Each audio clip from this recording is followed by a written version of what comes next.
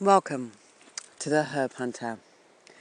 My name is Natasha Clark, and I will be taking you through the landscapes of the Pacific Northwest, where I will be telling you the stories of the plants, trees, and shrubs that I collect and use for my greater well-being.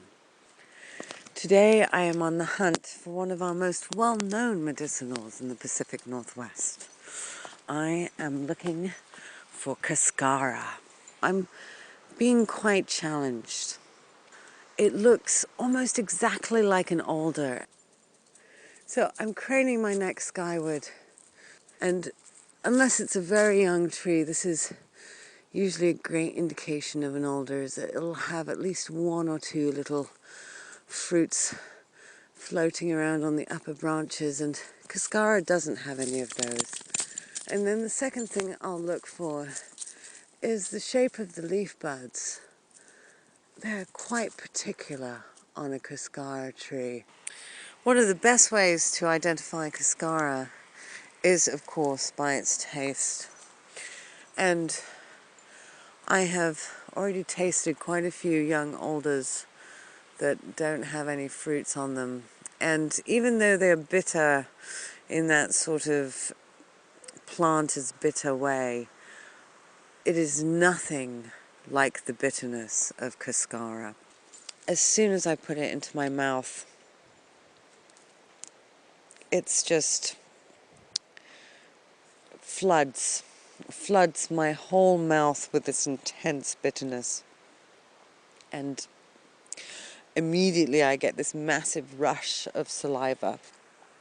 And that is exactly the medicine that we are looking for. You might have heard that one of the things that we're lacking in our diet is bitters. And this is true. We do have a tendency for the sweet side of the palate. But bitters are essential for helping our whole digestive system work. The gallbladder will kick in, squeezing bile into the stomach. Bitters really help our whole system. Now, does this mean you should go around tasting plants to see what they are? Of course not. It is of utmost importance that you do not taste a plant unless you are 100% sure what it is. Cascara, of course, is famous throughout this area. It was gathered and collected and sold for many years, up until the 50s. It is one of our most well-known laxatives. And that's another problem with identifying this tree by taste. You need to let the bark actually rest for a year before you use it as medicine. So when I taste the bark, I taste the tiniest amount. And when one thinks of a laxative, the words that come to mind are letting go. And that is another way that I use the Cascara medicine. I will quite often have it as a tea when I'm particularly stuck or fixated upon a certain problem.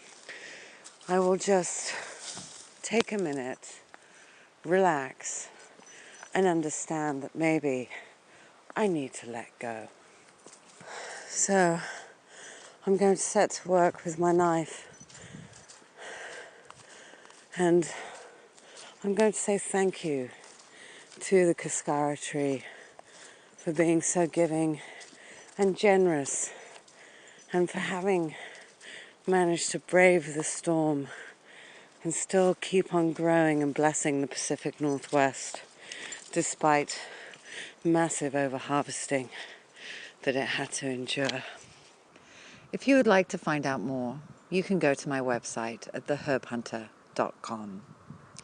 Also, before you use herbs or before you go out and pick herbs, make sure you consult a professional for your own safety and also for the preservation of our environment.